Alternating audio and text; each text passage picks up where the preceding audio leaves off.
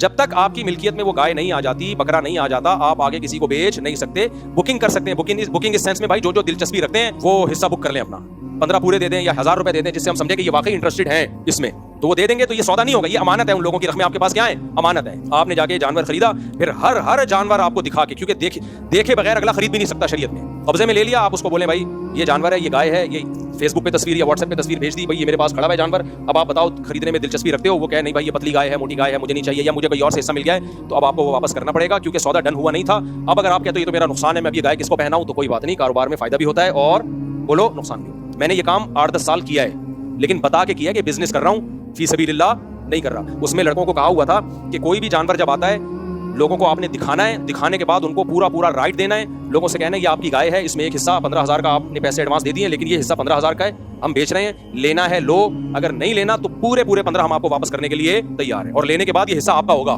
کیا مطلب؟ گائے اگر مر گئی تو ایک حصہ ہے, تو 7واں حصے کا نقصان آپ کا ہوگا, ہمارا نہیں ہوگا, کیونکہ بکنے کے بعد اب اس کا رسک کون اٹھائے گا؟ آپ اٹھاؤ گے. جو خریدے گا وہ اب اس کے نفع نقصان کا ضامن ہے. تو کتنے میرے جھگڑے ہوتے تھے, میں 8-10 سال میں نے یہ بزنس خود کیا ہے, خود منڈیوں میں گیا بھی ہوں جانور لینے کے لیے. اس میں اتنی ٹینشن ہوتی تھی جب میں جانور لے کے آتا تھا. اب جو ملازمین رکھے ہوئے ان کو میں نے کہا بھائی یہ گائے جو ہے غفار بھائی کا حصہ ہے, اس کو غفار بھائی کو آپ نے بتا دیا؟ کہہ رہے نہیں بتایا نہیں. وہ کہہ رہے بھائی ہم نے تو پہلے اجازت دی ہوئی تھی. پھر میری لڑائی ہوتی تھی کہ میں جو منہ سے پھوٹ رہا ہوں اس کو آپ تصویر بھیجو, اس کو بولو بھائی یہ آپ کی گائے ہے, اس پہ آپ کا قبضہ ضروری ہے, ابھی تو یہ میرے قبضے میں ہے. ٹھیک ہے, قبضے کا مطلب یہ نہیں کہ آگے وہ جیب میں ڈالے گائے کو, قبضے کا مطلب بھائی یہ گائے ہے, ہم تخلیہ کا مطلب ابھی آپ کی ہے, میری نہیں ہے. اب یہ یہاں کھوٹے سے بندی ہوئی ہے, صرف کھوٹا میرا ہے, گائے کس کی ہے؟ یہ رسی بھی ہم نے آپ کو گفٹ کر دی ہے, گائے آپ کی ہے. اب اس کے نفع نقصان کا کون ضامن ہے؟ آپ ہو.